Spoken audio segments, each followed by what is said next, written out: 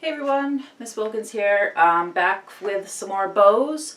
These are the cello and the bass bows, and as you can see, they're quite a bit different as far as thickness and weight.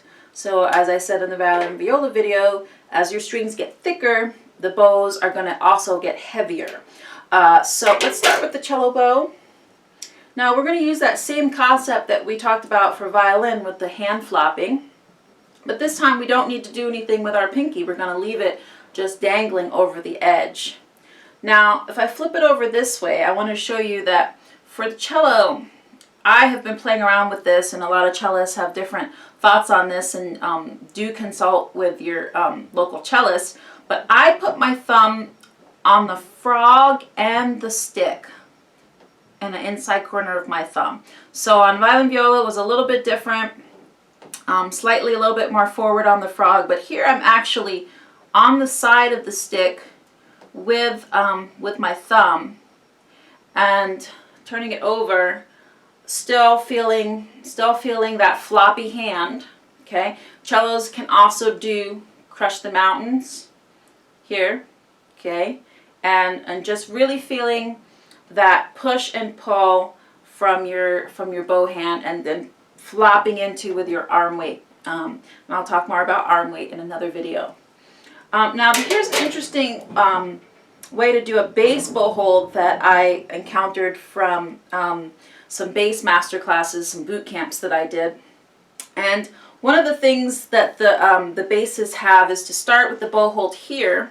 And if you're a teacher, you stand on the other side of the person and you tell them, try not to let me pull this out of your hand.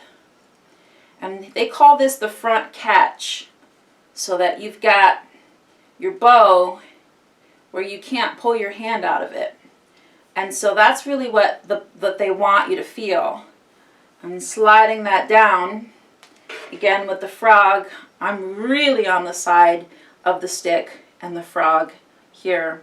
So I'm definitely not anywhere near the front part of the frog for the bass. The other thing that you want to keep in mind, that as the instruments get bigger, the bow goes deeper and deeper into the hand. So for the bass, there's more of my fingers hanging over the edge for that flop hand. Okay, so you want to really feel that, and the front catch. You could also think of in these second joints that you really want to have the catch of your hand where you can't pull that out of your hand for students. And again, you start with that down here and just inch that into their front catch, and then just add the thumb.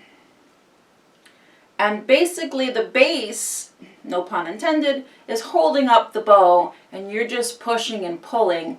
You're not holding this thing, because if you try and hold this like a violin, and certainly not for cello either, you're going to injure yourself, because this bow is just too heavy to be held. It really needs to lay on the instrument and then just be pulled and pushed with the bow hand. Okay, so that's the front catch, and you can do that without a thumb.